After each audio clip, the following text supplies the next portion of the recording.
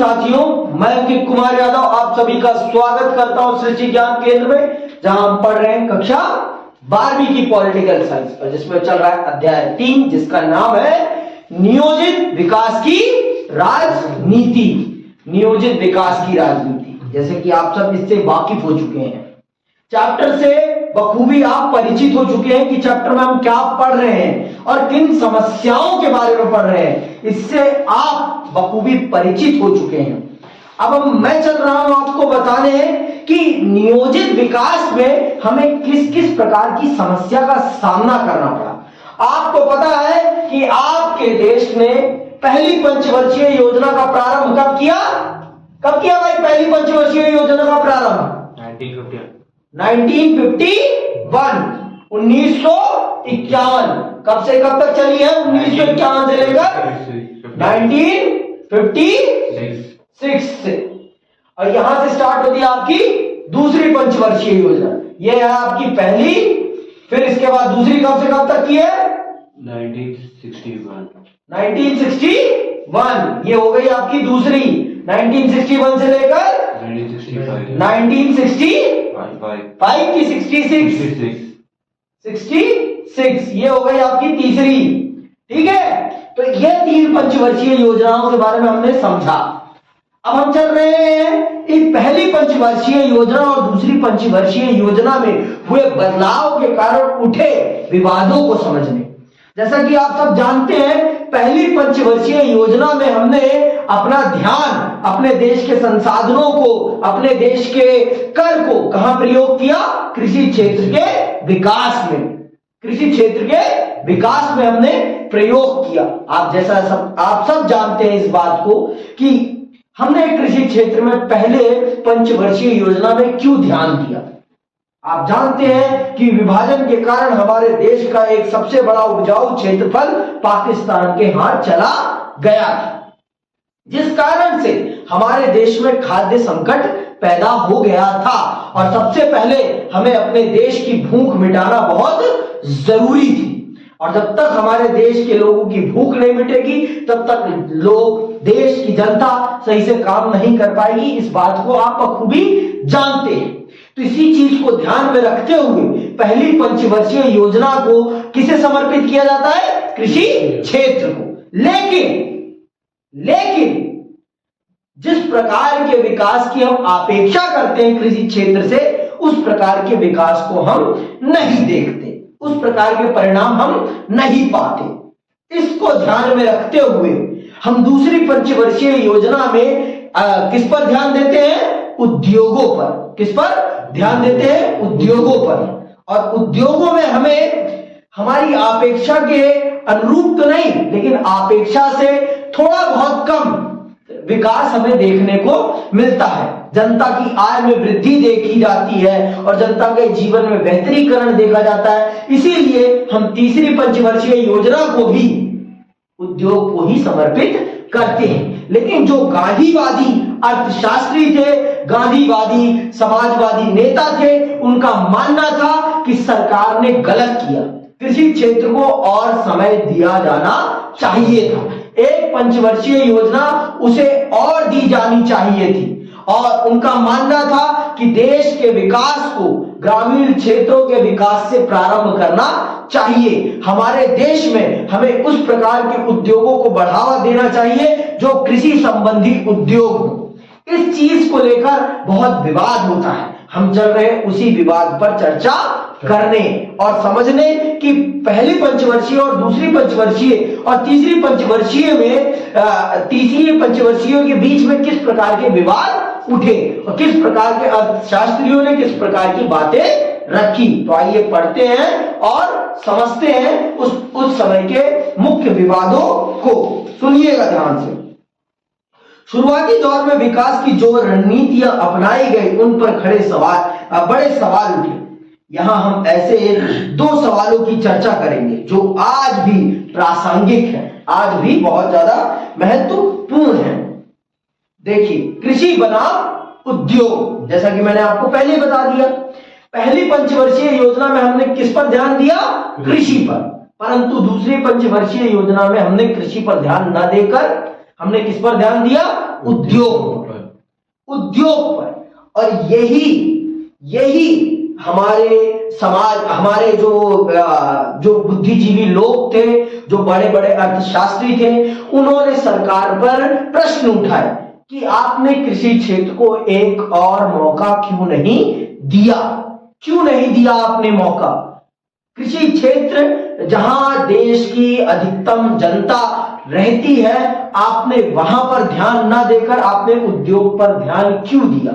हमें उद्योग पे पहले ध्यान नहीं देना, हमें अपने देश की कृषि क्षेत्र को बेहतर करना चाहिए था, उनका कहना है। जो लोग सरकार पर सवाल करते हैं, और सरकार इसके जवाब में क्या उत्तर देती है? सरकार कहती है कि हमें तेज रफ्तार का विकास चाहिए, हमें दुनिया के वैश्विक देशों के साथ आर्थिक क्षेत्र में मुकाबला करना है। तो उस मुकाबले को हम तभी कंपीट कर सकते हैं जब हमारे पास हैवी ड्यूटी इंडस्ट्रीज होंगी। जब तक हमारे पास बहुउद्देशीय उद्योग नहीं होंगे, तब तक हम अंतरराष्ट्रीय आर्थिक तंत्र में मजबूती से खड़े नहीं हो पाएंगे।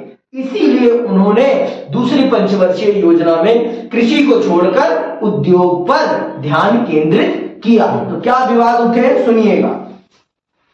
हम एक बड़े सवाल से पहले ही परिचित हो चुके हैं। यह सवाल है कि भारत जैसी पिछड़ी अर्थव्यवस्था में कृषि और उद्योग के बीच किसमें ज्यादा संसाधन लगाए जाएं।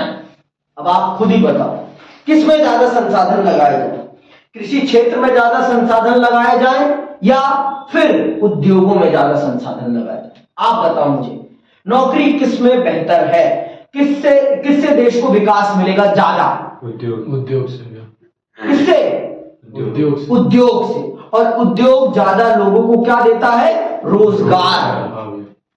और मैंने जैसे आपको बताया, गन्ना बेचने में ज्यादा पैसा है कि चीनी बेचने में ज्यादा पैसा है? बोलो। बोलो। गन्ने का रस बेचने में, चीनी नहीं। गन्ने के बदले गन्ने का रस बेचने में नहीं। आप मुझे बताओ, गन्ना बेच, अच्छा चलो गन्ने का रस बिना आप मशीन के निकाल सकते हो? नहीं ना। अब ये पूरी चबा के निकालूंगा। नहीं, आप गन्ने का रस बिना मशीन के निकाल सकते हो? संभव नहीं। तो मशीन क्या है? एक प्रकार का उद्योग है। जहां हम मशीन का प्रयोग करने लगते हैं ना, वहां हम उद्योग पे आ जाते हैं। तो इसका मतलब क्या है? गन्ने का रस निकालना भी एक औद्योगिक प्रक्रिया है। क्या है? औद्योगिक प्रक्रिया। आप गन्ना बेचोगे तो आपको कम पैसा मिलेगा, लेकिन वही आप गन्ने का रस बेचोगे या चीनी बेचोगे तो आपको मोटा मुनाफा मिलेगा। तो इसी चीज को ध्यान में रखते हुए भारत सरकार ने, पर यह भी बात है कि अगर गन्ना ही नहीं होगा अच्छा, तो गन्ने का रस कहां से निकलेगा? ये भी तो सोचो। गन्ना ही अच्छा नहीं होगा तो गन्ने का रस कहां से निकालोगे? और अगर ऊन या कपास ही नहीं होगा तो कपड़ा कहां से बनाओगे? तो सोचो अब आप। तो इसीलिए दोनों क्षेत्र, कृषि क्षेत्र भी उतना ही महत्वपूर्ण है और उद्योग क्षेत्र भी उतना ही महत्वपूर्ण है देश के विकास के लिए। जब तक इन दोनों में सामंजस्य नहीं बिठाया जाएगा, तब तक देश का ना उद्योग चल पाएगा और ना ही देश चल पाएगा। ये बात समझिए आप। मैं मानता हूं कि उद्योग आपको मोटा पैसा कमा के देगा, लेकिन जब तक कच्चा माल ही नहीं मिलेगा आपको, तब तक आप पक्का माल कैसे बनाओगे? बिना दूध के आप मिठाई बना लोगे? बताओ। बिना गन्ने के आप चीनी बना लोगे? संभव नहीं है। इसीलिए यहां प्रश्न उठा है। तो दोनों क्षेत्रों में सामंजस्य बिठाना बहुत जरूरी है। दोनों ही क्षेत्रों में सामंजस्य, दोनों ही क्षेत्रों के विकास में संसाधनों को सही ढंग से डिप्लॉयड करना बहुत जरूरी है। नहीं तो देश का विकास संभव नहीं है।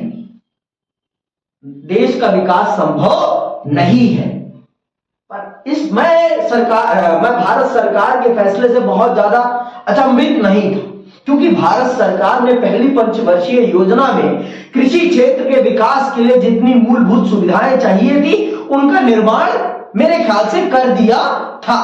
एक बहुत बड़ा बांध परियोजनाओं का निर्माण कर दिया था, जिसके कारण सिंचाई की सुविधा उपलब्ध हो चुकी थी। और आप भी जानते हैं, बिना सिंचाई कृषि संभव नहीं है। तो भारत सरकार ने बड़े स्तर पर कृषि संबंधी मूलभूत सुविधाएं बना दी थी। और आप भी जानते हैं, कृषि क्षेत्र एक ऐसा क्षेत्र है जिसे एक लंबा समय चाहिए होता है विकास के लिए। एक लंबा समय चाहिए। और वहीं उद्योग क्षेत्र आपको कम समय में ज्यादा लाभ अर्जित करके दिखाता है, कम समय में ज्यादा लाभ आपके हाथों में रख देता है। तो मैं मानता हूं कि दूसरी पंचवर्षीय योजना, ये मेरा मानना है, मैं पहले बता दे रहा हूं, आप अलग सोच सकते हैं और यही पॉलिटिकल साइंस है जो आपको आपके विचार के अनुसार सोचने में स्वच्छंद बनाए, स्वतंत्र बनाए, वो है राजनीति। समझ में आई बात? तभी आप राजनीति पढ़ रहे हैं, नहीं तो राजनीति पढ़ने का फिर कोई फायदा नहीं है। तो सुनिएगा यहां ध्यान से। तो मेरा मानना है कि दूसरी पंचवर्षीय योजना को उद्योग को समर्पित करना भारत सरकार का गलत फैसला नहीं था, क्योंकि कृषि के लिए जिस प्रकार की मूलभूत संरचनाएं चाहिए थी, भारत सरकार ने उन मूलभूत संरचनाओं के ऊपर काम कर दिया था। अब उस पर हमारे किसानों को काम करना था और उसके साथ साथ हमारे आसपास की सरकारी तंत्र को काम करना था। देखो, ताली कभी एक हाथ से नहीं बजती, ताली बजाने के लिए दोनों हाथों का प्रयोग करना पड़ता है। बिना दोनों हाथों के प्रयोग किए बगैर आप ताली नहीं बजा सकते। तो सरकार का भी योगदान चाहिए आपको विकास के लिए और किसानों का भी योगदान चाहिए आपको विकास के लिए। बिना दोनों के सहयोग के विकास संभव नहीं है। आप सोचो कि सरकार ही सब कुछ कर देगी, तो कदापि नहीं। सरकार के साथ हमें भी काम करना पड़ेगा, तब जाकर देश का विकास होगा। समझ में आई बात? तो आगे सुनिएगा। तो यहां पर प्रश्न यही था, सबसे बड़ा प्रश्न क्या था, किन क्षेत्रों में किस प्रकार से देश के संसाधनों को डिप्लॉयड किया जाए, बांटा कैसे जाए।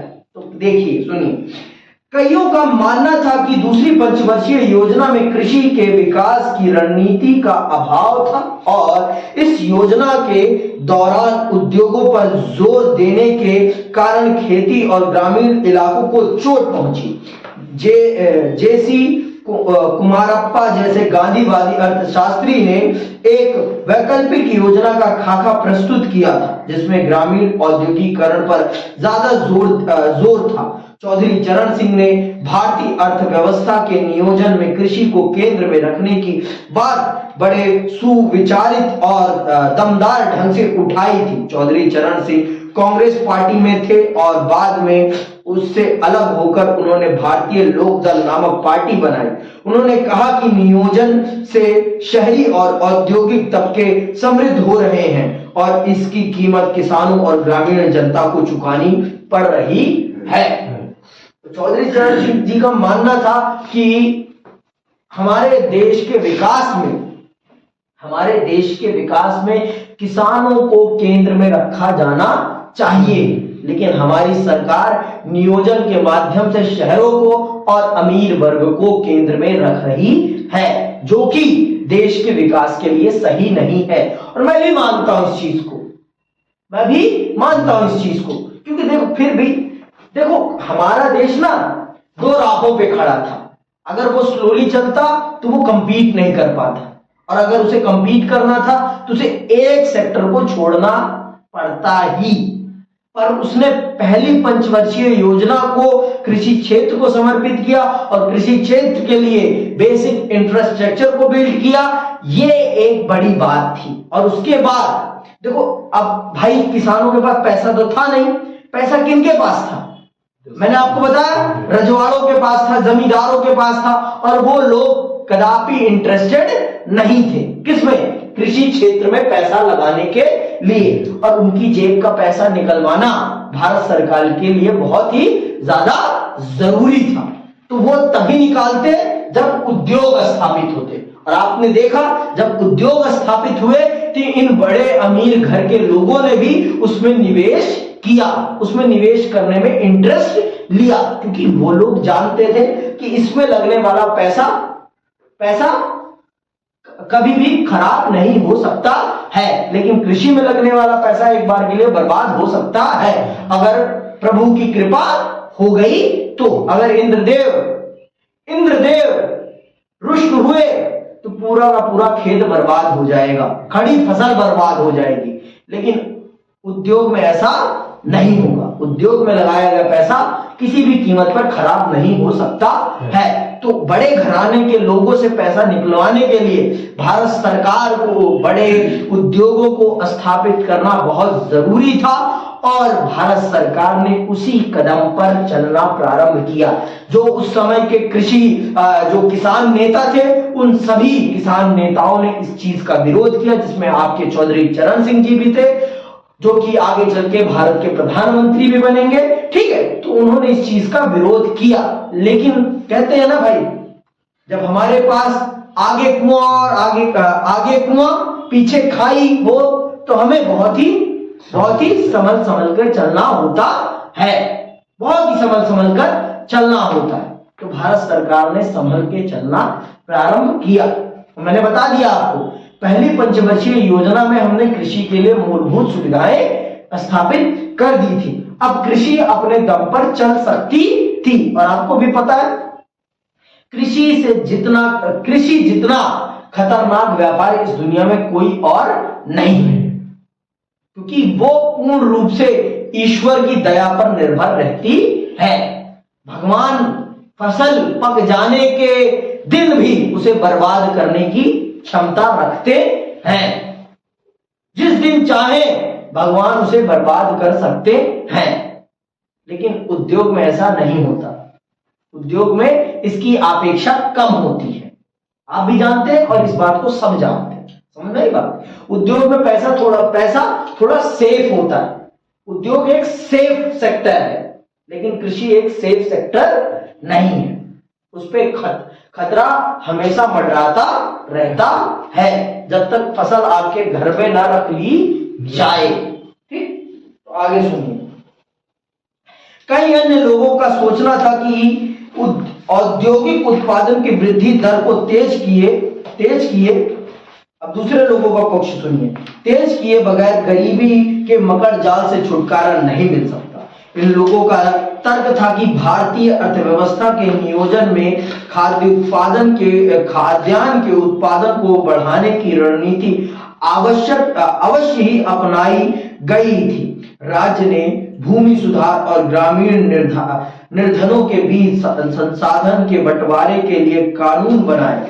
नियोजन में सामुदायिक विकास के कार्यक्रम तथा सिंचाई परियोजनाओं पर बड़ी रकम खर्च करने की बात मानी गई थी। नियोजन की नीतियां असफल नहीं हुई। दरअसल इनका कार्यान्वयन ठीक नहीं हुआ, क्योंकि भूमि संपन्न तबके के पास सामाजिक और राजनीतिक ताकत ज्यादा थी। इसके अतिरिक्त ऐसे लोगों की एक दलील यह भी थी कि यदि सरकार कृषि पर ज्यादा धनराशि खर्च करती, तब भी ग्रामीण गरीबों की विकराल समस्या का समाधान नहीं कर पाती। क्यों? क्योंकि भूमि सुधार जब तक नहीं होता, तब तक किसानों को सही फायदा नहीं मिल सकता था। मैंने आपको बताया है, आपने इतिहास पढ़ा है, और इतिहास में आप जानते हैं भारत में जमींदारी प्रथा थी। जमींदारी प्रथा के अंतर्गत किसान भूमि का वास्तविक मालिक नहीं था। किसान भूमि का सिर्फ जोतदार था, वो किसान वास्तविक मालिक नहीं था। इसीलिए यहां ये बात कही जा रही है कि जब तक भूमि सुधार नहीं होता, तब तक किसानों को सही रूप में कृषि क्षेत्र में किए गए कामों का फायदा नहीं मिल सकता था। तो इस चीज को करना भी हमारे लिए बहुत जरूरी था। और आप सब जानते हैं कि हमारे संविधान में हमने एक मौलिक अधिकार दे दिया था, संपत्ति का अधिकार, जिस कारण से भूमि सुधार करने में भी बहुत सारी समस्याएं आई थी, और हम उसके लिए इतना रुक नहीं सकते थे। इसीलिए हमने दूसरी पंचवर्षीय योजना को कृषि क्षेत्र को समर्पित ना करके उद्योग क्षेत्र को समर्पित की, जिससे कि देश को एक तेज रफ्तार का विकास प्रदान किया जा सके। देश को एक तेज रफ्तार का विकास प्रदान किया जा सके। समझ में आई बात? निजी क्षेत्र बनाम सार्वजनिक क्षेत्र।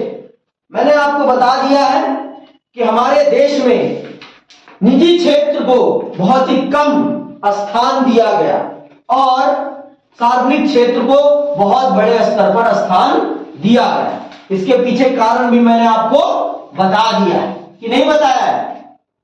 बताया है कि नहीं बताया है कि हमारे देश में निजी क्षेत्र को, प्राइवेट कंपनियों को बड़ी बड़ी कंपनियां खोलने से रोका गया और बड़ी बड़ी चीजों में इन्वेस्टमेंट करने का काम किसने किया?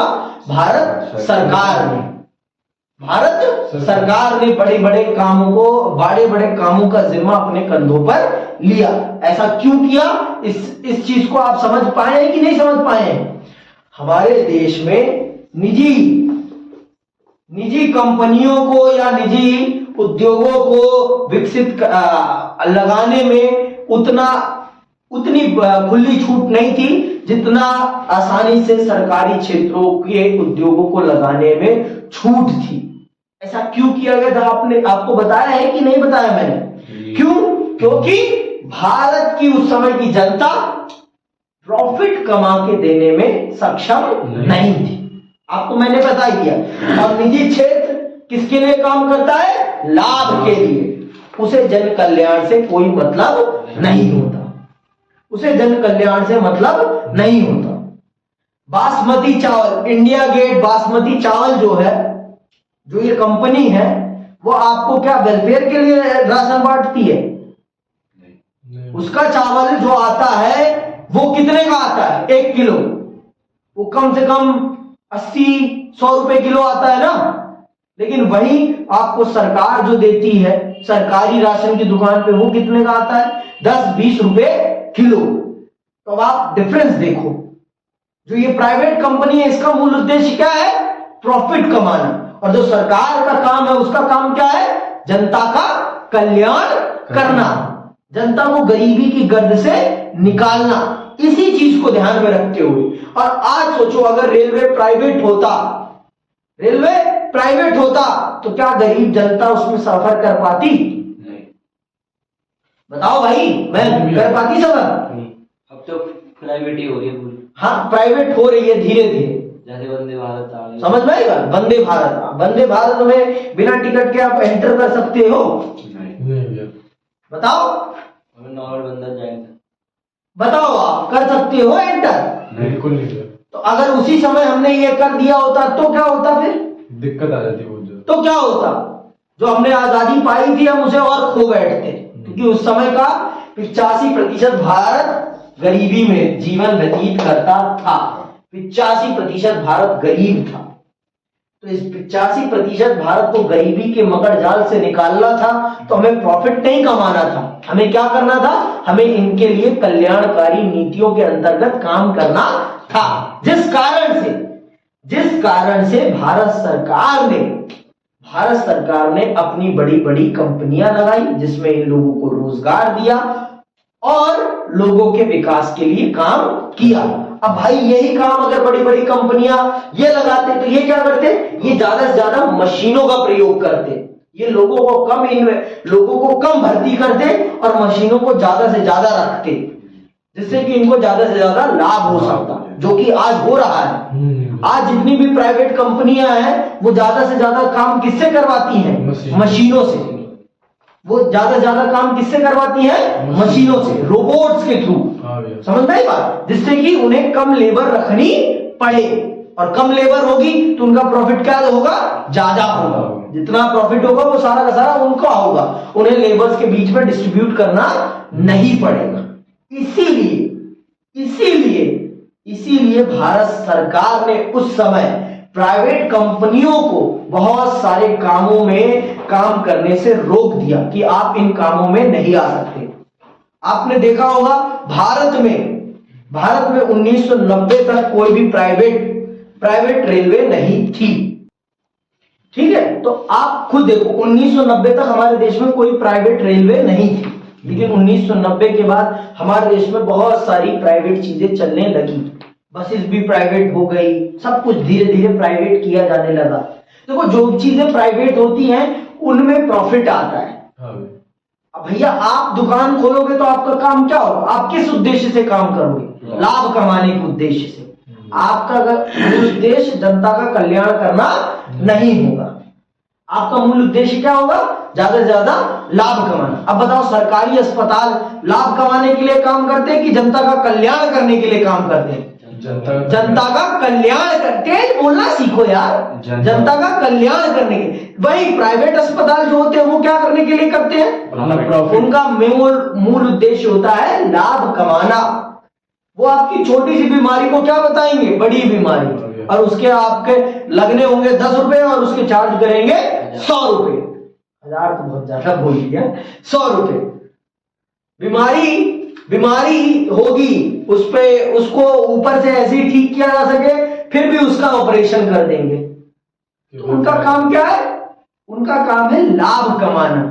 उनका काम आपका उद्धार करना नहीं है। ये होता है प्राइवेट मेंटेलिटी। जो प्राइवेट स्कूल्स होते हैं वो क्या फालतू की एक्टिविटीज कराएंगे और उसमें आपसे पैसे वसूल करेंगे। लेकिन वही सरकारी स्कूलों का मूल उद्देश्य क्या होता है? बच्चों को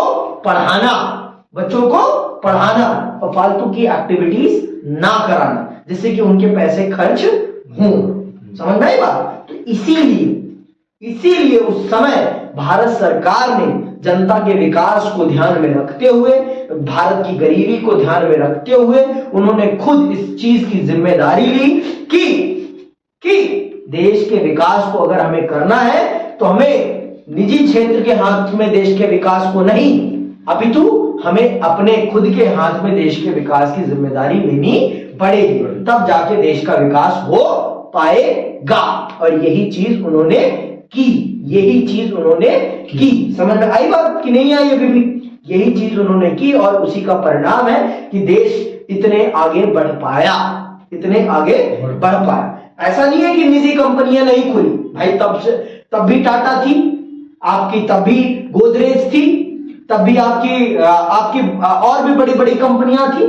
अडानी बिरला कंपनी तब भी थी, बजाज तब भी थी, पर बहुत ही कम सेक्टर्स में इन्हें काम करने की अनुमति थी।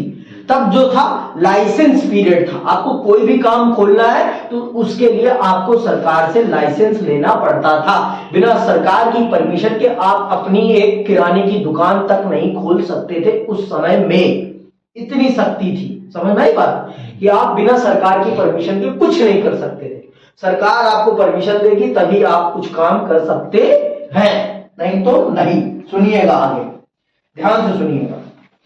निजी क्षेत्र बनाम सार्वजनिक क्षेत्र, विकास के जो दो जाने माने मॉडल थे भारत ने उनमें से किसी को नहीं अपनाया। पूंजीवाद मॉडल में विकास का काम पूर्णतः निजी क्षेत्र के भरोसे होता है। भारत ने यह रास्ता नहीं अपनाया। भारत ने विकास का समाजवादी मॉडल भी नहीं अपनाया, जिसमें निजी संपत्ति को खत्म कर दिया जाता है और हर क्षेत्र के उत्पादन पर राज्य का नियंत्रण होता है। इन दोनों ही मॉडल की कुछ एक बातों को ले लिया गया और अपने देश में इन्हें मिले जुले रूप में लागू किया गया। इसी कारण भारतीय अर्थव्यवस्था को मिश्रित अर्थव्यवस्था कहा जाता है, क्योंकि भारत ने प्राइवेट सेक्टर की चीजें भी इन्वॉल्व की अपने विकास की नीति में और सोशलिज्म को भी एक्सेप्ट किया।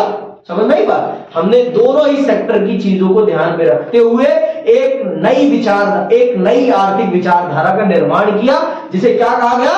मिश्रित अर्थव्यवस्था, मिक्स्ड इकोनॉमी। क्या कहा गया? Mixed economy. समझ में आए? तो भारत ने अपने देश के आर्थिक विकास का रास्ता कौन सा अपनाया?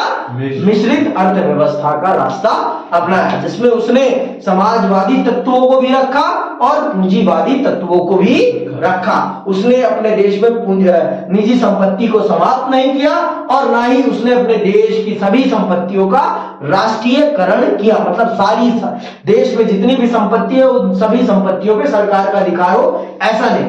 सरकार ने दोनों चीजों को ध्यान में रखते हुए देश को आगे बढ़ाया, दोनों सेक्टर को बैलेंस किया। लेकिन देश के विकास को निजी क्षेत्र को न देकर ज्यादा से ज्यादा रिस्पॉन्सिबिलिटी किसने ली? आपके सार्वजनिक क्षेत्र मतलब सरकारी क्षेत्र ने ही ज्यादा से ज्यादा देश के विकास का जिम्मा लिया।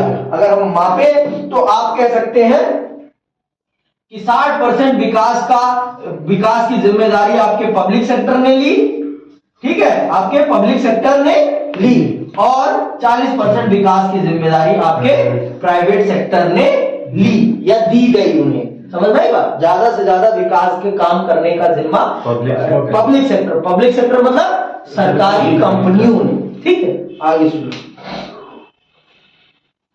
खेती, किसानी, व्यापार और उद्योगों का एक बड़ा भाग निजी क्षेत्र के हाथों में रहा। राज्य ने अपने हाथ में भारी उद्योगों को रखा और अपने आधारभूत ढांचा प्रदान किया। राज्य ने व्यापार का नियमन किया और कृषि के क्षेत्र में कुछ बड़े हस्तक्षेप किए। इस तरह के मिले जुले मॉडल की आलोचना दक्षिणपंथी और वामपंथी दोनों खेमों से हुई। आलोचकों का कहना था कि योजनाकारों ने निजी क्षेत्र को पर्याप्त जगह नहीं दी और ना ही निजी क्षेत्र के बढ़वार के लिए कोई उपाय किया गया है। विशाल सार्वजनिक क्षेत्र ने ताकतवर निहित स्वार्थों को खड़ा किया है और इन न्यस्त हितों ने निवेश के लिए लाइसेंस तथा परमिट की प्रणाली खड़ी करके निजी पूंजी की राह में रोड़े अटकाए हैं। इसके अतिरिक्त सरकार ने ऐसी चीजों के आयात पर बाधा आयात की है जिन्हें घरेलू बाजार में बनाया जा सकता हो। ऐसी चीजों के उत्पादन का बाजार एक तरह से प्रतिस्पर्धाहीन है। इसकी वजह से निजी क्षेत्र के पास अपने उत्पादों की गुणवत्ता सुधारने अथवा उन्हें सस्ता करने की कोई हड़बड़ी नहीं रही। सरकार ने अपने नियंत्रण में जरूरत से ज्यादा चीजें रखी हैं, इससे भ्रष्टाचार और अकुशलता बढ़ी है। तो ये भी सच है कि सरकार के निजी क्षेत्रों को और सार्वजनिक क्षेत्रों को ज्यादा ही सहूलियत प्रदान कर देने के कारण उनके अंदर भ्रष्टाचार बढ़ा, ये भी हकीकत है, और उन्होंने गुणवत्ताहीन चीजों का उत्पादन किया। देखो, कंपटीशन एक समय के लिए ही एक समय तक ही ना हो तो अच्छा है, उसके बाद कंपटीशन का आ जाना बहुत जरूरी है, बहुत ज्यादा जरूरी है, नहीं तो आपके अंदर गुणवत्ता खत्म हो जाती है। आपके अंदर जो लोग विरोध करते हैं कि पेपर नहीं होना चाहिए बच्चों का, तो अगर पेपर नहीं होगा तो बच्चों के अंदर प्रतिस्पर्धा की भावना पैदा नहीं होगी, और जब प्रतिस्पर्धा की भावना नहीं पैदा होगी तब तक उनके अंदर गुणवत्ता पैदा नहीं हो सकती। गुणवत्ता तभी पैदा होगी जब प्रतिस्पर्धा होगी। आज एडिडास के लिए बहुत सारे कॉम्पिटिटर हैं, तभी एडिडास अपने जूतों को बढ़िया से बढ़िया बना रहा है। और अगर एडिडास के लिए कंपटीशन ना हो तो एडिडास जैसे चाहे वैसे जूते बनाकर आपको पहना दे, क्योंकि आपके पास फिर कंपैरिजन के लिए कोई नहीं होगा। अब आप खुद देखो, रेलवे के पास कोई कंपैरिजन नहीं था, इसीलिए रेलवे जैसे ही चाहे वैसे ट्रेन चला रहा था। लेकिन जब उसके अंदर कंपटीशन की भावना लाई गई तो उसने अपने आप को सुधारना स्टार्ट किया। अब पहले जब सरकारी हॉस्पिटल ही सिर्फ थे तो जैसे चाहे वो वैसी सुविधाएं दे रहे थे, लेकिन जब प्राइवेट हॉस्पिटल्स आने लगे तो अब इनके लिए भी क्या आ गया, कंपटीशन की। अगर हम अपने आप को नहीं सुधारेंगे तो हमसे जनता छिटकती चली जाएगी। पहले सरकारी स्कूलों के पास भर भर के बच्चे थे, लेकिन जब प्राइवेट स्कूल खुलने लगे उनके लिए भी कंपटीशन आया। तो एक समय के बाद कंपटीशन लाना बहुत जरूरी है, नहीं तो चीजें खराब हो जाती हैं। और हमारी सरकार ने एक लंबे समय तक हमारे प्राइवेट सेक्टर को भी और हमारे पब्लिक सेक्टर को भी कंपटीशन लेस रखा। कब तक? आप देखिए, 1951 से लेकर 1950 से लेकर 1980 तक हमारे देश में हमारा प्राइवेट सेक्टर और पब्लिक सेक्टर दोनों ही कंपटीशन लेस मार्केट में थे। 1980 के बाद, राजीव गांधी जी के आने के बाद चीजें धीरे धीरे विदेशी कंपनियों के लिए खुलने लगी थी, लेकिन 1991 में इस चीज को पूरी तरीके से खोल दिया गया। इस चीज को पूरी तरीके से खोल दिया गया। फिर भारत में विश्व की बड़ी बड़ी कंपनियां भी आकर अपनी फैक्ट्रियां लगा रही थी और अपनी चीजें बेच रही थी, जिसके कारण भारत की चीजों में भी गुणवत्ता आई और भारत ने भी अच्छी चीजों का निर्माण किया। और आप देखिए भारत भी विश्व व्यापार में एक बड़ी शक्ति के रूप में उभर रहा है। लेकिन यह भी सच है कि जब ये चीजें हुई तो सिर्फ इसका फायदा अमीर वर्ग के लोगों को ही मिला, इसका फायदा गरीब जनता को नहीं मिला है। ये भी सच है कि पैसा पैसे वालों के पास ही जाता है, गरीबों के पास नहीं जाता। ये भी सच है और इस चीज को बांटने का काम सरकार को करना चाहिए, लेकिन सरकार भी भ्रष्ट हो जाती है।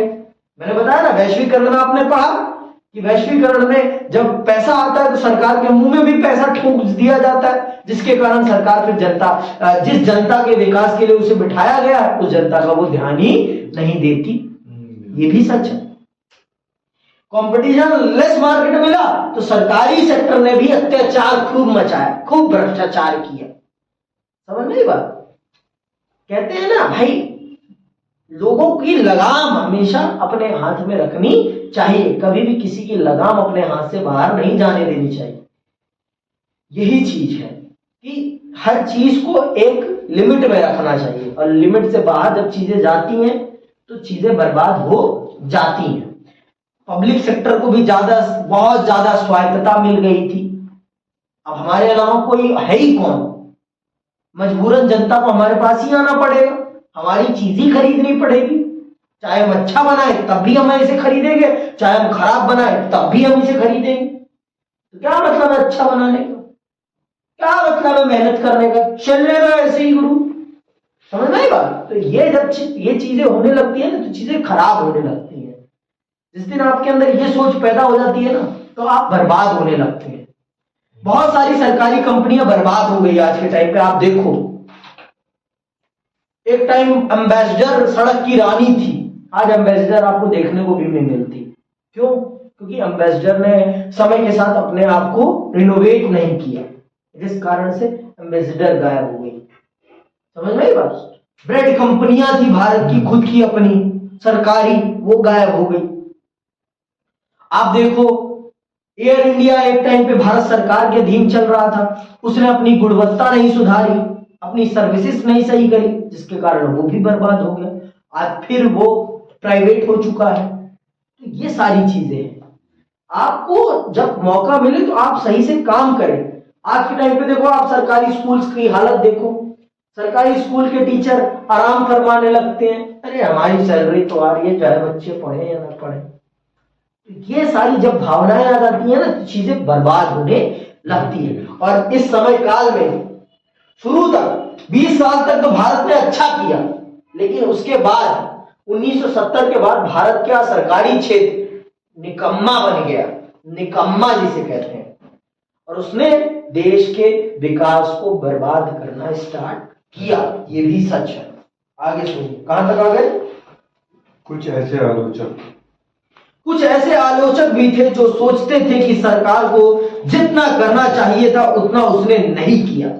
इन आलोचकों ने ध्यान दिलाया कि जनता की शिक्षा अथवा चिकित्सा के मद में सरकार ने कुछ खास धनराशि खर्च नहीं की।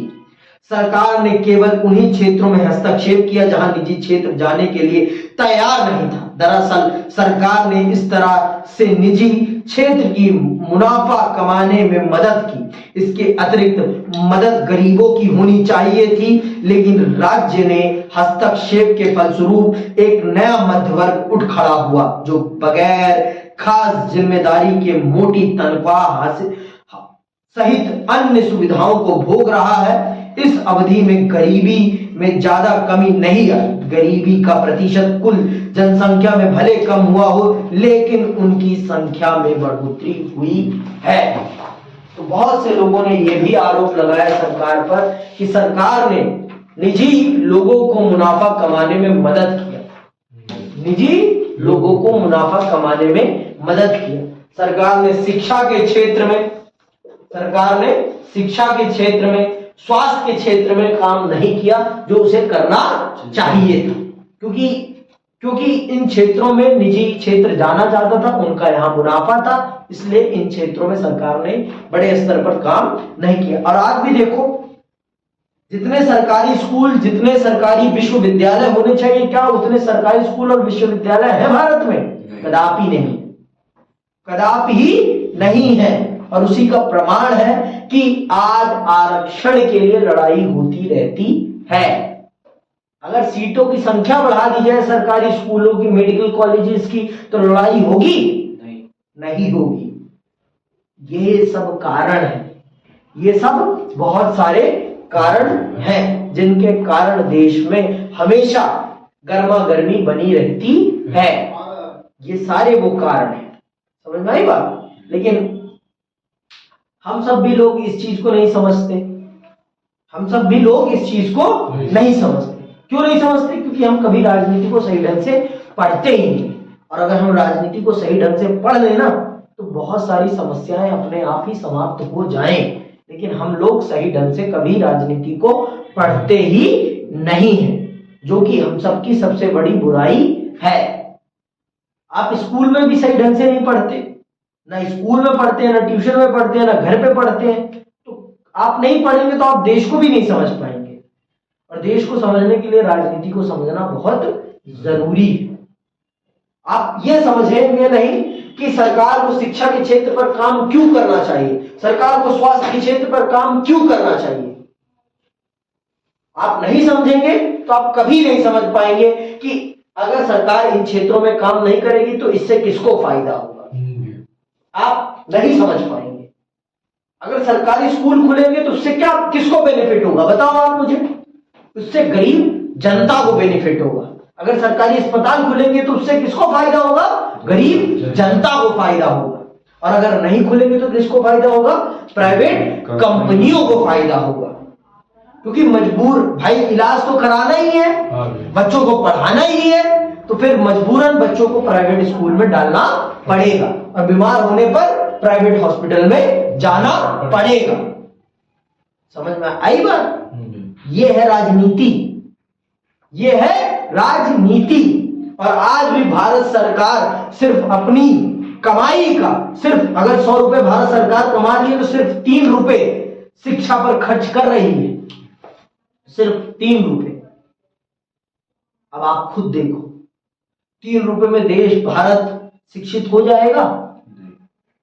कदापि नहीं, कदापि ही नहीं।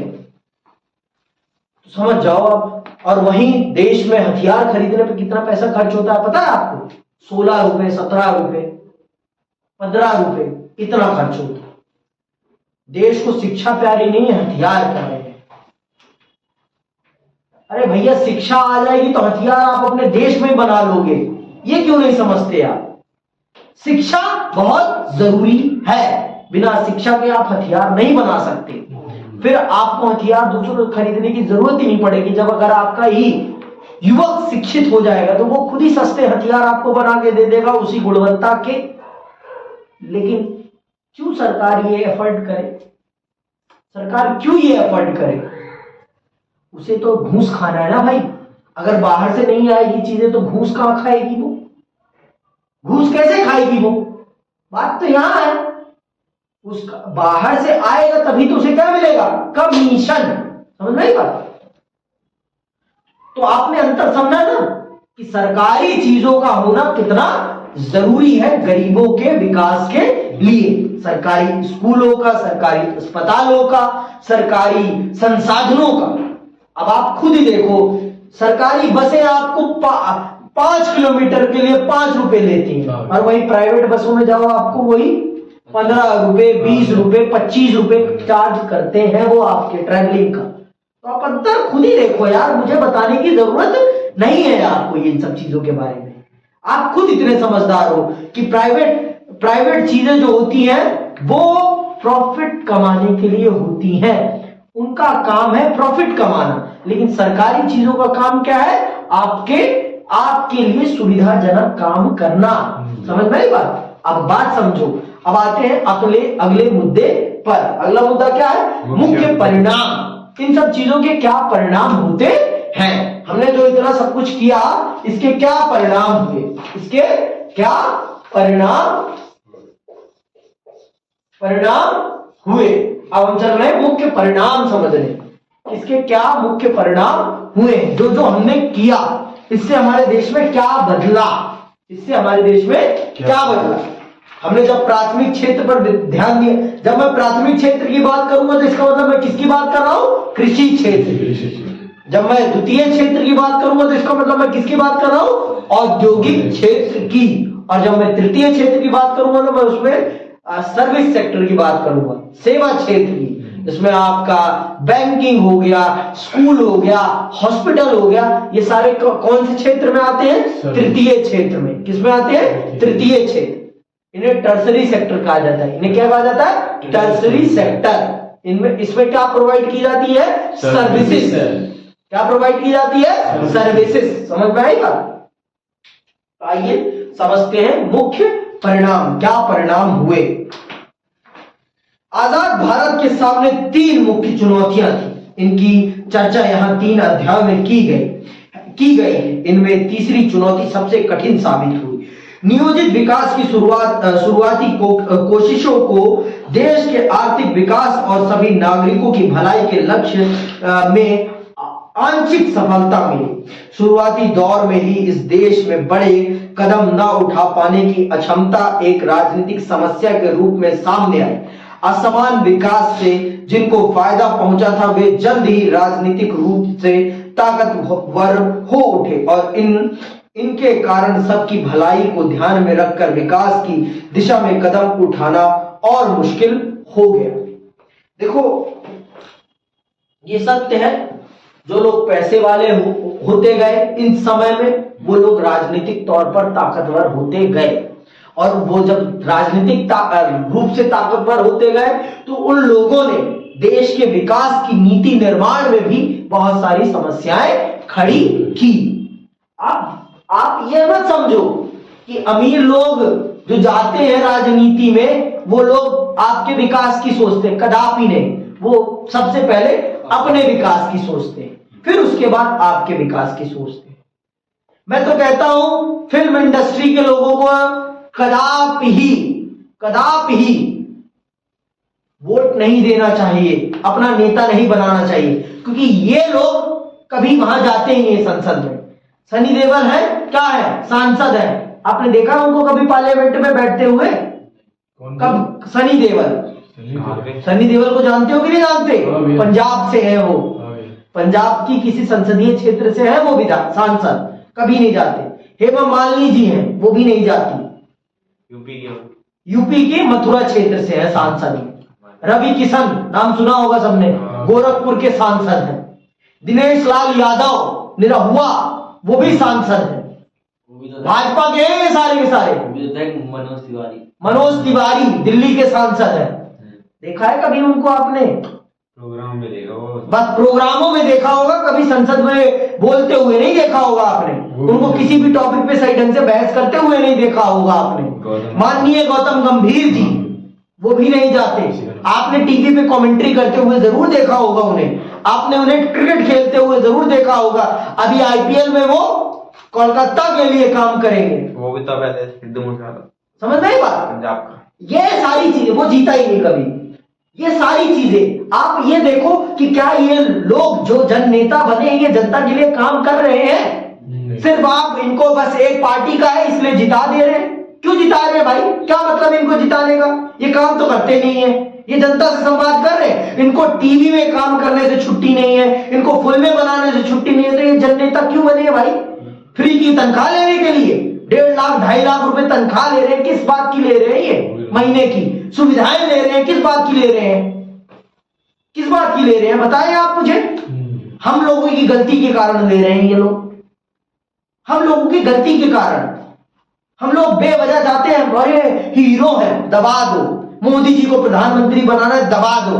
क्यों भाई? नेता भी तो देखो, आपके काम के लिए मोदी जी जिम्मेदार नहीं है, वो आपका सांसद जिम्मेदार है। अगर दक्षिणी दिल्ली में काम नहीं हो रहा, अगर यमुना बिहार की साइड काम नहीं हो रहा, तो उसके लिए कौन जिम्मेदार होगा? उसके लिए गौतम गंभीर और मनोज तिवारी जिम्मेदार होंगे, मोदी जी जिम्मेदार नहीं होंगे। मोदी जी जिम्मेदार नहीं होंगे। मथुरा में काम नहीं हो रहा तो उसके लिए कौन जिम्मेदार होगा? उसके लिए जिम्मेदार हेमा मालिनी होगी। उसके लिए मोदी जिम्मेदार नहीं है, उसके लिए मोदी जी जिम्मेदार नहीं है। लेकिन हम इस बात को नहीं समझते ना, हम इस बात को नहीं समझते। इन लोगों के पास जनता से बात करने का समय नहीं है, जनता के साथ उठने बैठने का समय नहीं है, लेकिन इनके पास टीवी में काम, इनके लिए क्रिकेट खेलने का समय है, इनके पास पिक्चरें बनाने का समय है, वेब सीरीज बनाने का समय है, कमेंट्री करने का समय है, सारा समय है, लेकिन जनता के साथ संवाद करने का समय नहीं है। जब आपके पास ये सारे समय ही नहीं है, जनता के साथ बात करने का ही समय नहीं है, तो आप जनता के नेता क्यों बने? मेरा प्रश्न है, यही यहां पर बात समझाई जा रही है। जो पैसे वाले लोग होते हैं ना, पैसे वाले लोग जितने ताकतवर होते जाते हैं ना, वो अपना फायदा देखते हैं, वो फिर आपका फायदा नहीं देखते। नेता उसे बनाओ जो आपकी समस्याओं में शरीक हो, जो आपके साथ जुड़ा हो, जो आपके साथ जुड़ा हो। और यही बात यहां समझाई जा रही है कि इस समय काल में जिन लोगों ने फायदा उठाया वो लोग राजनीतिक रूप से ताकतवर हुए और उन्होंने फिर राष्ट्र की नीति निर्माण में भी बहुत सारी चीजों को प्रभावित किया, बहुत सारी चीजों को प्रभावित किया। उन्होंने अपने हिसाब से चीजों को निर्मित कराया, जो कि देश के विकास के लिए बहुत ज्यादा खतरनाक साबित हुआ, बहुत ज्यादा खतरनाक साबित हुआ। समझ में आई बात? आगे सुनिए आप। बुनियाद, नियोजित विकास के शुरुआती दौर का मूल्यांकन करते समय हमें इस बात को ध्यान में रखना होगा कि इसी दौर में भारत के आगामी आर्थिक विकास की बुनियाद पड़ी। भारत के इतिहास की कुछ सबसे बड़ी विकास परियोजनाएं इसी अवधि में शुरू हुई, जिसमें सिंचाई और बिजली उत्पादन के लिए शुरू की गई भाखड़ा, नागल और हीराकुंड जैसे विशाल बांध परियोजनाएं शामिल हैं। सार्वजनिक क्षेत्र में कुछ भारी उद्योग जैसे इस्पात संयंत्र, तेल शोधक कारखाने, विनिर्माता इकाइयां, रक्षा उत्पादन आदि इसी अवधि में शुरू हुए। इस दौर में परिवहन और संचार के आधारभूत ढांचे में भी काफी इजाफा हुआ। बाद के समय में कुछ विशाल परियोजनाओं की खूब आलोचना हुई, फिर भी बाद के समय की आर्थिक समृद्धि इस बुनियाद के बगैर संभव नहीं हो पाती। ये भी सच है कि जो सारी चीजें देश के लिए जो भी आधारभूत औद्योगिक ढांचा, देश की कृषि व्यवस्था के लिए जो भी आधारभूत चीजें बननी थी, वो सारी चीजें इसी समय काल में। देश के लिए सिंचाई व्यवस्था का निर्माण भी इसी समय का। देखो गलतियां होती हैं, गलतियां होती हैं भाई। जो लोग देश को चला रहे थे उनको देश चलाने का अनुभव नहीं था, ये भी सत्य है, लेकिन गलतियों से सीखना होता है। हम लोग फिर भी उन्हीं को चुनते हैं। 2 बार से गौतम गंभीर भारत में सांसद बने बैठे हैं, हेमा मालिनी 2 बार की सांसद है, आती तक नहीं है वो अपने क्षेत्र में, जनता से संवाद तक नहीं करती। किस बात का उन्हें आपने सांसद बना रखा है, मैं ये नहीं समझता। किस लिए वो सांसद है? मनोज तिवारी किस लिए सांसद है, मैं ये नहीं समझता। उनके अंदर कौन सी राजनीतिक खूबी है कि वो सांसद है? उन्हें ये तक तो पता नहीं है कि गरीबी क्या है, महंगाई क्या है, और वो बात करने चल पाते हैं जनता की समस्या की। हाँ बस फेमस है इसलिए वो नेता है, आता उनको कुछ नहीं है। नवजोत सिंह सिद्धू। हाँ यही सारी चीजें तो मैं आपको समझा रहा हूं ना। ऐसे लोगों को कदापि आप नेता मत बनाइए जो और दूसरी फील्ड्स के हैं, जो अपने दूसरी फील्ड्स में एंगेज हैं और वो उस फील्ड को नहीं छोड़ना चाहते, तो कृपया उनको नेता मत बनाइए। या अगर वो नेतागिरी की फील्ड में आ रहे हैं, जनता के प्रतिनिधि बन रहे हैं, तो वो पूर्ण समर्पण के साथ जनता के साथ कंधे से कंधा मिलाकर काम करें, नहीं तो उनका जन सेवक बनने के काम में कोई इंटरफेरेंस नहीं होना चाहिए। मैं ये कह रहा हूं आपसे, और यहां पर भी यही बात कही गई। आप ये समझिए कि इस समय काल, ये जो समय काल था, इस समय में आपके देश के विकास के लिए जितना भी आधारभूत स्तंभ बनाना था, वो सारा का सारा आधारभूत स्तंभ इसी समय काल में बना। सब कुछ जो बेसिक स्ट्रक्चर होता है, जिस पर घर खड़ा होता है, वो सारा का सारा आज भारत जो चल रहा है इन्हीं सब चीजों पर चल रहा है। भारत को जो मूलभूत मजबूती मिली है वो इन्हीं चीजों के कारण मिली है।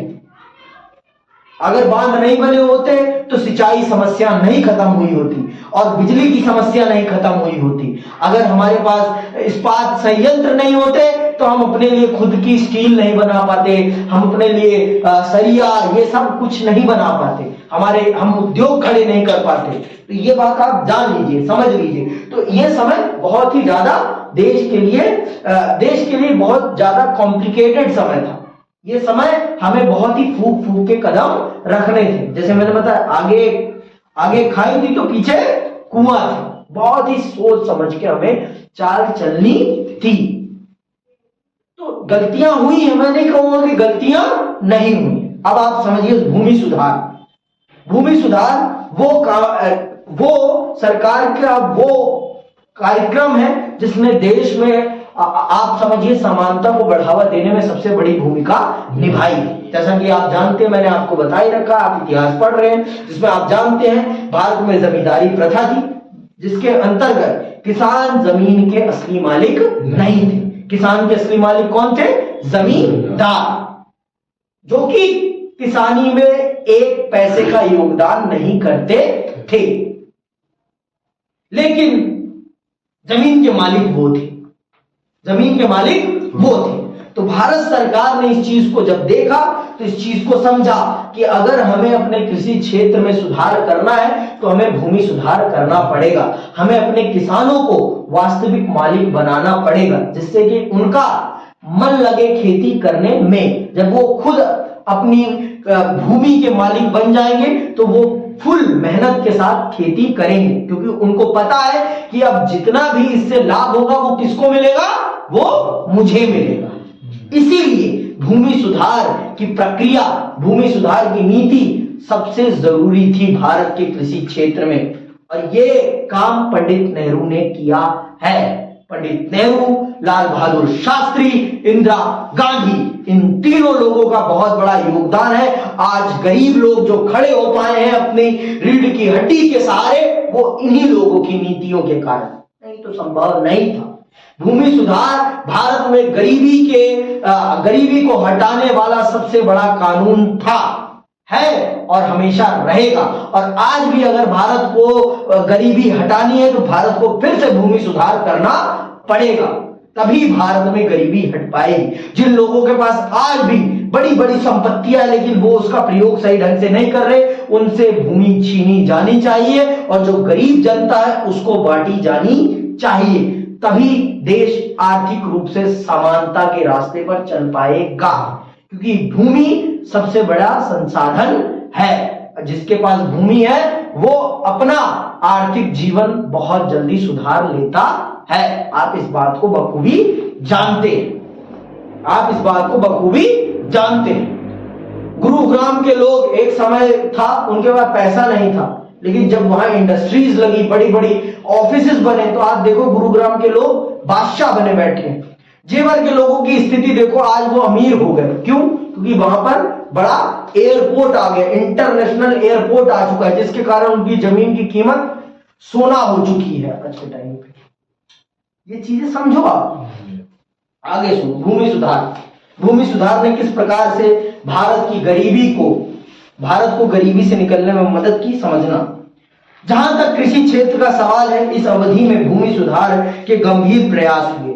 इनमें सबसे महत्वपूर्ण और सफल प्रयास जमींदारी प्रथा को समाप्त करने का था। यह प्रथा अंग्रेजी शासन के जमाने से चली आ रही थी। इस साहसिक कदम को उठाने से जमीन उस वर्ग के हाथ से मुक्त हुई जिसे कृषि में कोई दिलचस्पी नहीं थी। अंडरलाइन कर लेना इस बात को, जिसे कृषि में कोई दिलचस्पी नहीं थी। इससे राजनीति पर दबाव कायम करने की जमींदारों की क्षमता भी घटी। जमीन के छोटे छोटे टुकड़ों को एक साथ करने के प्रयास किए गए ताकि खेती का काम सुविधाजनक हो सके। यह प्रयास भी सफल रहा। भूमि सुधार की 2 अन्य कोशिशों को थोड़ी कम सफलता मिली। हालांकि इस बात के लिए कानून बनाए गए कि कोई व्यक्ति अधिकतम कितनी भूमि अपने नाम पर रख सकता है, लेकिन जिनके पास ज्यादा जमीन थी उन्होंने इस कानून का तोड़ खोज लिया। ठीक इसी तरह जो काश्तकार किसी और की जमीन बटाई पर जोत बो रहे थे उन्हें भी ज्यादा कानूनी सुरक्षा प्रदान की गई, लेकिन इस कानून पर पर शायद ही कहीं अमल हुआ। समझ में आई बात? देखो, सरकार ने बहुत काम किया, लेकिन जो अमीर लोग होते हैं ना, वो लोग अपने हाथ से संसाधन जाने नहीं देते किसी भी कीमत पर। आज भी आप जानते हो बहुत से अमीर लोग हैं जिनके पास बहुत ज्यादा भूमि है, बहुत ज्यादा भूमि, और वो उस भूमि को छोड़ना नहीं चाहते। भाई, जब तक भूमि को छोड़ोगे नहीं आप और उस गरीब जनता को मिलेगी नहीं, तब तक देश का विकास संभव नहीं है। देश का विकास समानता के सिद्धांत पर तभी हो पाएगा जब अमीर भी अपनी भूमि को गरीबों को देने के लिए तैयार होंगे, तभी हो पाएगा। सरकार ने बहुत काम किया, लेकिन अमीरों ने कभी इस चीज में सरकार का सहयोग ही नहीं किया। आगे सुनिए।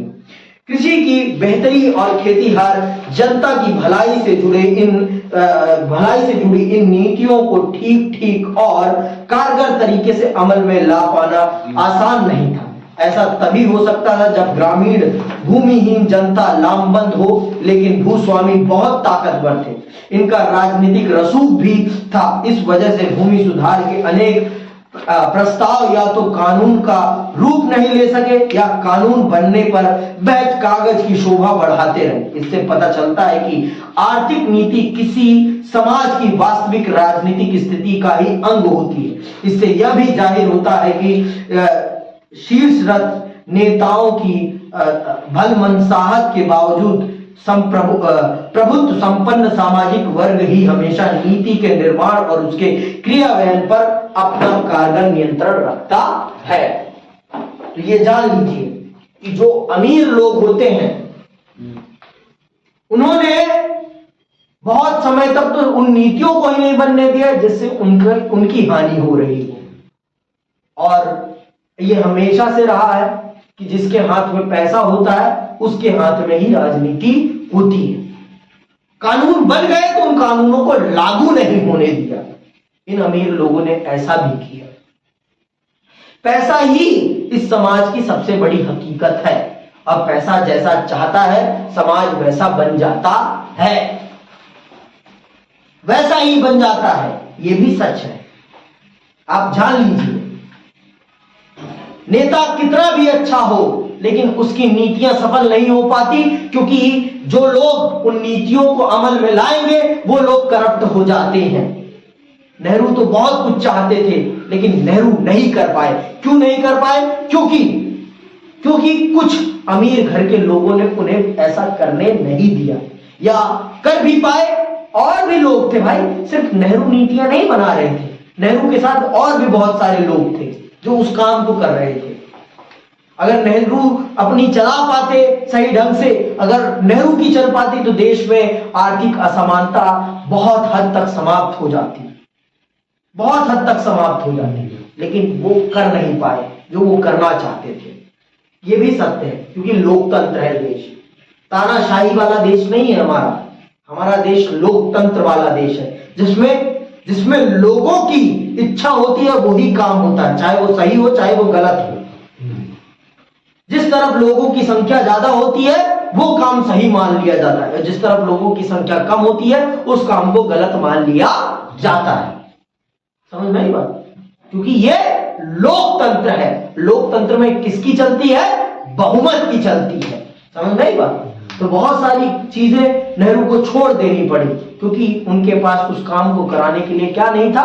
बहुमत नहीं था। और बिना बहुमत के लोकतंत्र में कोई काम नहीं होता। और ये भी मानो आप कि सिर्फ शीर्ष नेतृत्व ही सारा काम नहीं करता, कुछ काम हमें भी करना होता है। हमने कितनी अपनी रिस्पॉन्सिबिलिटीज को निभाया है, ये भी तो देखो आप। हमें पढ़ने का मौका मिला, हमने पढ़ा? कदापि नहीं पढ़ा।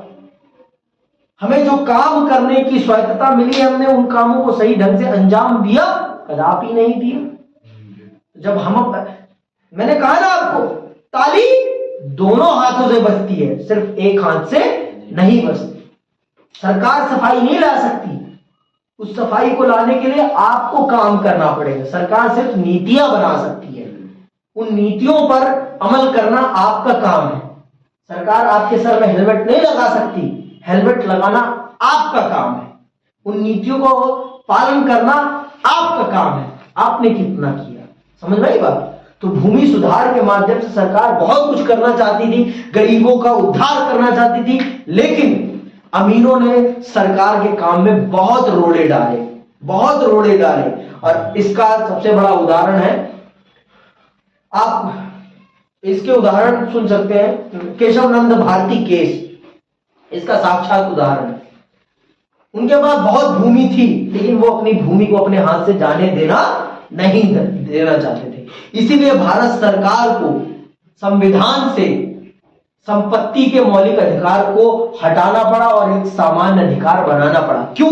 क्योंकि उस अधिकार के कारण भूमि सुधार के काम में सबसे ज्यादा समस्याएं झेलनी पड़ी थी सरकार को, इसीलिए उस कानून को हटाना पड़ा था, उस अधिकार को हटाना पड़ा था। क्योंकि लोगों, जब भूमि सुधार किया जाने लगा तो अमीर वर्ग के लोगों ने केस फाइल कर दिए सर्वोच्च न्यायालय में कि सरकार हमारी संपत्ति का अधिकार हमसे छीन रही है और ये हमारा मौलिक अधिकार है, कैसे सरकार छीन सकती है। एट द एंड सर्वोच्च न्यायालय ने फैसला दिया कि सरकार समाज कल्याण के लिए कर सकती है और उस अधिकार को संपत्ति के मौलिक अधिकार को हटाकर एक सामान्य अधिकार में परिवर्तित कर दिया गया, तभी भूमि सुधार हो पाया। फिर भी जिस तरह से होना चाहिए था उस तरह से नहीं हो पाया, ये भी सत्य है, ये भी सत्य है। आगे सुनिए, आते हैं अब हरित क्रांति के बारे में पढ़ते हैं।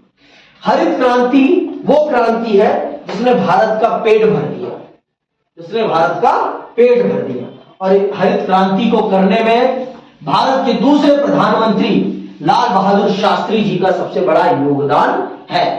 लाल बहादुर शास्त्री जी ने हरित क्रांति के बीज रखे और उसी का परिणाम है कि भारत को 2 वक्त की रोटी के लिए अब किसी पर निर्भर नहीं रहना पड़ा। नहीं, उससे पहले भारत 2 वक्त की रोटी के लिए संयुक्त राज्य अमेरिका पर निर्भर था और संयुक्त राज्य अमेरिका हमें कौन सा अनाज भेजता था?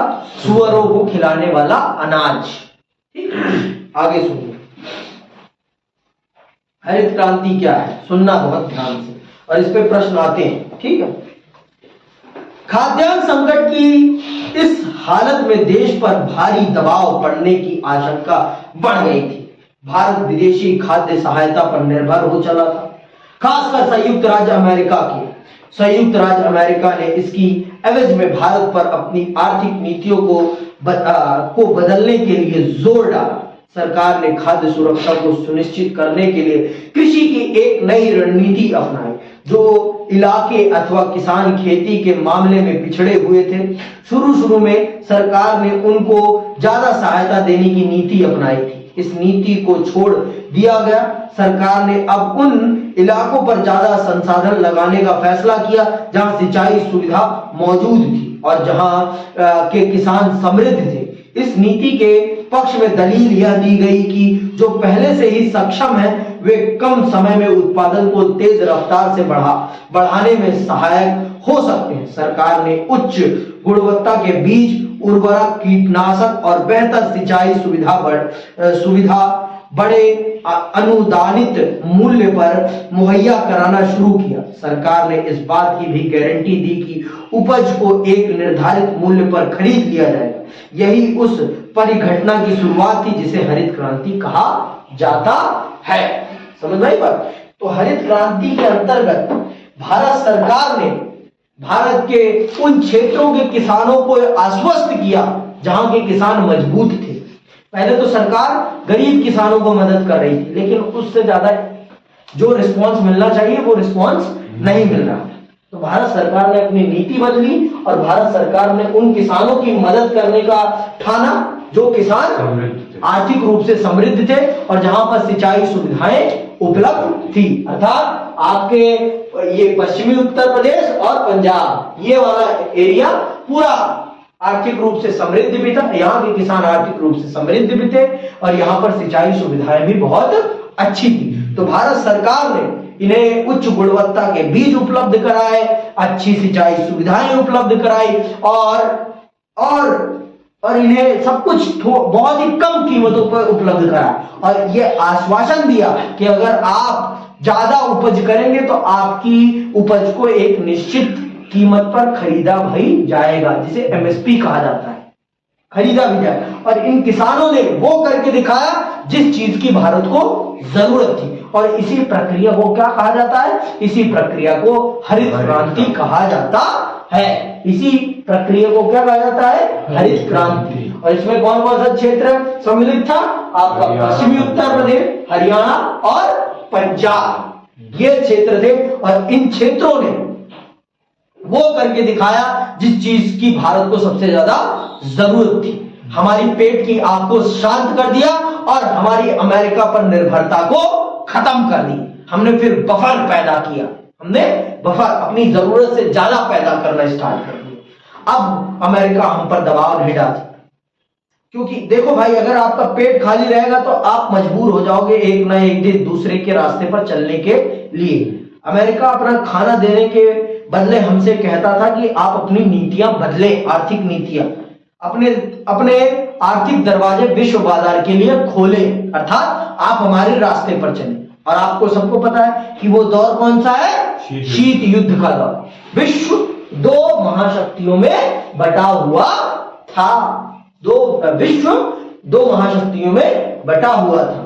तो इस चीज को, इसीलिए हमारे लिए खाद्य सुरक्षा सुनिश्चित करना बहुत जरूरी था, क्योंकि अगर हम लंबे समय तक नहीं कर पाते तो मजबूरन अमेरिका हमें खाना देना बंद कर देता और हमारे देश में भुखमरी पैदा हो जाती और फिर मजबूरन हमें उसकी आर्थिक नीतियां एक्सेप्ट करनी पड़ जाती। और इस चीज में लाल बहादुर शास्त्री जी की दूरदर्शिता को मैं प्रणाम करता हूं कि उन्होंने बहुत अच्छा किया और भारत को खाद्य क्षेत्र में आत्मनिर्भर बना दिया। ये उनकी दूरदर्शिता का प्रमाण है और आज भारत उसी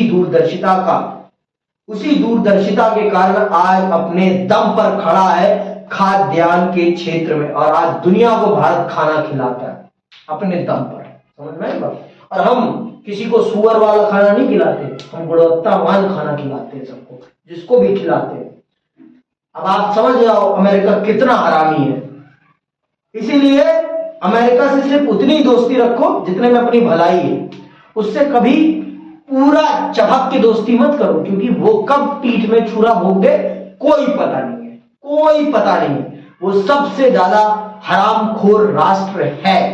अभी मेरा वो केस भी तो होता जब भारत ने एक देश को वो दिए थे अनाज, फिर वो कह रहे थे कि ये नीचे कुछ इसमें दिक्कत। अरे वो छोड़ो उस चीज को, ठीक है। श्रीलंका को नहीं दिया मैंने कभी, ठीक। आगे सुनो, इस प्रक्रिया में धनी किसानों और बड़े भूस्वामियों को सबसे ज्यादा फायदा हुआ। हरित क्रांति से खेती हर पैदावार में सामान्य किस्म का इजाफा हुआ, ज्यादातर गेहूं की पैदावार बढ़ी और देश में खाद्यान्न की उपलब्धता में बढ़ोतरी हुई। बहरहाल इससे समाज के विभिन्न वर्गों और देश के अलग अलग इलाकों के बीच ध्रुवीकरण तेज हुआ। पंजाब, हरियाणा और पश्चिमी उत्तर प्रदेश जैसे इलाके कृषि के लिहाज से समृद्ध हो गए, जबकि बाकी इलाके खेती के मामले में पिछड़े रहे। हरित क्रांति के दो और प्रभाव हुए। पहला असर तो यह हुआ कि गरीब किसानों और भूस्वामियों के बीच का अंतर मुखर हो उठा। इससे देश के विभिन्न हिस्सों में वामपंथी संगठनों के लिए गरीब किसानों को लामबंद करने के लिहाज से अनुकूल स्थिति पैदा हुई। दूसरे हरित क्रांति के कारण कृषि में मझले दर्जे के किसानों यानी मध्य श्रेणी के भूस्वामी वाले किसानों का उभार हुआ। इन्हें बदलावों से फायदा हुआ था और देश के अनेक हिस्सों में ये प्रभावशाली बनकर उभरे। तो इसने एक और समस्या पैदा करी, गरीब किसान और गरीब हो गए, और जो समृद्ध किसान थे वो और समृद्ध हो गए। तो इस चीज ने भी एक समस्या पैदा कर दी। फिर वामपंथी विचारधारा के लोगों के लिए मौका पैदा कर दिया कि वो गरीब किसानों को लामबंद कर सके और देश में क्रांति को पैदा कर सके। वामपंथी समझ गए हो ना, वामपंथी विचारधारा के लोग क्या किस विचार से काम करते हैं? उनका मानना क्या है? उनका मानना है कि गरीबों के हित में नीतियां बने और गरीबों के लिए ज्यादा से ज्यादा काम किया जाए, ये उनकी विचारधारा है। तो इस चीज ने, हरित क्रांति ने इस क्षेत्र के किसानों को अमीर बना दिया, इस क्षेत्र के, और देश के किसानों में और दूसरे क्षेत्र के किसान थोड़े दबे रह गए, क्योंकि और क्षेत्रों में जमींदारी प्रथा का बहुत ज्यादा प्रभाव था और उन लोगों ने जमींदारी व्यवस्था को अपने हाथों से जाने नहीं दिया, जिस कारण से और सब क्षेत्रों में हरित क्रांति का प्रभाव नहीं हो पाया। पर धीरे धीरे चीजें बदलती गई और भारत विकसित होता गया। आगे सुनिए। और अब आते हैं बाद के बदलाव। अब इसके बाद के बदलाव क्या हुए? 1960 के दशक के अंत में भारत के आर्थिक विकास की कथा में एक नया मोड़ आता है। 5वें अध्याय में आप पढ़ेंगे कि नेहरू की मृत्यु के बाद कांग्रेस प्रणाली संकट से घिरने लगी। इंदिरा गांधी जन नेता बनकर उभरी। उन्होंने फैसला किया कि अर्थव्यवस्था के नियंत्रण और निर्देशन में राज्य और बड़ी भूमिका निभाएगा। 1967 के बाद की अवधि में निजी क्षेत्र के उद्योगों पर और बाधाएं आयाद हुई। 14 निजी बैंकों का राष्ट्रीयकरण कर दिया गया। सरकार ने गरीबों की भलाई के लिए अनेक कार्यक्रमों की घोषणा की। इन परिवर्तनों के साथ ही साथ सरकार का विचारधारात्मक रुझान समाजवादी नीतियों की तरफ बढ़ा। इन बदलावों को लेकर देश की विभिन्न राजनीतिक पार्टियों में गर्मागर्मी बहसें चली। विशेषज्ञों के बीच भी सरकार की नीतियों पर जोरदार बहसें चली। बहरहाल सरकारी नियंत्रण वाली अर्थव्यवस्था के पक्ष में बनी सहमति ज्यादा दिनों तक कायम नहीं रही। नियोजन का काम तो जारी रहा, लेकिन इसके महत्व में कमी आई। 1960 के दशक में हमारे देश में बहुत सारे परिवर्तन होते हैं। नेहरू मर जाते हैं, नेहरू जी की मृत्यु हो जाती है, लाल बहादुर शास्त्री जी की मृत्यु हो जाती है, और फिर इंदिरा गांधी आती हैं और इंदिरा गांधी सरकार का नियंत्रण और कर देती है। जो 14 निजी बैंक होते हैं उनका राष्ट्रीयकरण कर दिया जाता है। राष्ट्रीयकरण का मतलब समझते हो? उनको सरकारी बैंक बना दिया जाता है और सरकार की नीतियों को लाद दिया जाता है। गरीबों की भलाई के लिए नीतियां चलाई जाती है। प्रिवी पर्स हटा दिया जाता है, जो मुफ्त में अमीर घर के राजा रजवाड़ों को पैसा दिया जा रहा था उसको समाप्त कर दिया जाता है। इस तरह की नीतियां अपनाती हैं और वो समाजवादी बन जाती हैं। इससे देश को फायदा भी होता है और देश को नुकसान भी होता है। आगे सुनिए। 1950 से 1980 के बीच भारत की अर्थव्यवस्था सालाना 3.5% की धीमी रफ्तार से आगे बढ़ी। सार्वजनिक क्षेत्र के कुछ उद्यमों में भ्रष्टाचार और अकुशलता का जोर बढ़ा। नौकरशाही भी आर्थिक विकास में ज्यादा सकारात्मक भूमिका नहीं निभा रही थी। सार्वजनिक क्षेत्र अथवा नौकरशाही के प्रति शुरू में लोगों में गहरा विश्वास था, लेकिन बदले हुए माहौल में यह विश्वास टूट गया। जनता का भरोसा टूटता देख नीति निर्माताओं ने 1980 के दशक के बाद से अर्थव्यवस्था में राज्य की भूमिका को कम कर दिया। इस बदलाव के बारे में हम पाठ्यक्रम के आखिरी हिस्से में पढ़ेंगे। तो मैंने आपको पहले बता दिया 1950 से लेकर 1980 तक भारत में सब कुछ किसके नियंत्रण में था? सरकार के नियंत्रण में। लेकिन सरकार के जो सरकारी कर्मचारी थे, सरकार के सरकारी उद्योग थे, वो हद से ज्यादा भ्रष्ट हो चले थे। तो 1980 के बाद सरकार ने अपनी पकड़ को ढीला करना प्रारंभ किया और निजी क्षेत्रों की कंपनियों को भारत में आमंत्रित करना स्वीकार किया। तो इससे देश की आर्थिक प्रगति की रफ्तार बढ़ने लगी। और ये जो चित्र है इसमें नेहरू जी यही बता रहे हैं कि हमारा देश आर्थिक विकास की तरफ बढ़ रहा है और जल्दी ही आप सबकी गरीबी दूर होगी। यही यहाँ पर बताया जा रहा है। और ये फोटो बता रहा है कि भारत में किस प्रकार की गरीबी थी। लोगों के पास अपना तन ढकने तक का कपड़ा नहीं था। अंग्रेजों ने कितना गंदी तरीके से हमें शोषित किया था, और आज भी हम अंग्रेजों की भाषा की गुणगान करते रहते हैं, आज भी हम अंग्रेजों को महान मानते रहते हैं, पता नहीं क्यों। आज भी हम उन्हीं को कमा के पैसा दे रहे हैं, पता नहीं, मुझे नहीं समझ में आता। आज भी हम उन्हीं की नीतियों का अनुसरण कर रहे हैं, पता नहीं किस लिए, हमें नहीं समझ में आता। आप लोगों को समझ में आए तो जरूर बताना। आप ये समझिए कि हमारे देश ने कितनी समस्याओं से अपने आप को आज इतने ऊपर उठाया है। हम लोगों को भी कुछ रिस्पॉन्सिबिलिटीज लेनी चाहिए और अपने देश के विकास में हमें भी कंधे से कंधा मिलाकर देश के विकास में अपना योगदान देना चाहिए, लेकिन हम लोग करते नहीं है। हम लोग और कुछ करने में ज्यादा बिलीव करते हैं। देखो, पढ़ो समझो, बहुत जरूरी है पढ़ना और समझना देश की अर्थव्यवस्था को। जब तक आप देश की अर्थव्यवस्था को नहीं समझोगे तब तक आप देश को नहीं समझ पाओगे। इसीलिए मैं मानता हूं कि जो आर्ट्स वाले बच्चे हैं उनको इकोनॉमिक्स मिलनी चाहिए, क्योंकि इकोनॉमिक्स जब आपके पास रहती तो आप बहुत डिटेल से समझते हो अर्थशास्त्र को, और अर्थशास्त्र और राजनीति का बहुत गहरा संबंध है। दोनों एक दूसरे पर बहुत ज्यादा निर्भर हैं, क्योंकि राजनीति नीतियां बनाती है और जिसका पूरा का पूरा प्रभाव किस पर पड़ता है? आपकी आमदनी पर, आपकी कमाई पर। आपका लाइफ स्ट्रक्चर कैसा होगा, आपका लाइफस्टाइल कैसा होगा, ये सब निर्धारित कौन करता है? आपके नेता। इसीलिए मैं मानता हूं कि आपको राजनीति भी पढ़नी चाहिए और आपको अर्थशास्त्र भी पढ़ना चाहिए, क्योंकि जब तक आप राजनीति को अर्थशास्त्र के साथ नहीं पढ़ेंगे तब तक आप देश को भी सही ढंग से नहीं समझ पाएंगे। तो आपने समझा इस चैप्टर को, कि इस चैप्टर में हमने अपने देश की सबसे बड़ी रीढ़ की हड्डी को समझा, आर्थिक विकास को, आर्थिक विकास में आई समस्याओं को हमने समझा, और हमने उन समस्याओं का किस प्रकार से सामना किया, इस चीज को भी हमने बखूबी समझा। हमने अपनी पहली आर्थिक नीति को समझा, हमने दूसरी आर्थिक नीति को समझा, उनके बीच में हुए क्लैश को समझा, क्यों क्लैश हुआ, क्यों लोग एक दूसरे बहस हुई इस बात पर, और भूमि सुधार ने किस प्रकार से देश के आर्थिक विकास को बढ़ावा दिया, इस चीज को भी समझा, और हरित क्रांति के कारण क्या चीजें हुई, इस चीज को भी हमने समझा। इसी के साथ ये चैप्टर आपका समाप्त होता है। जय हिंद, जय भारत।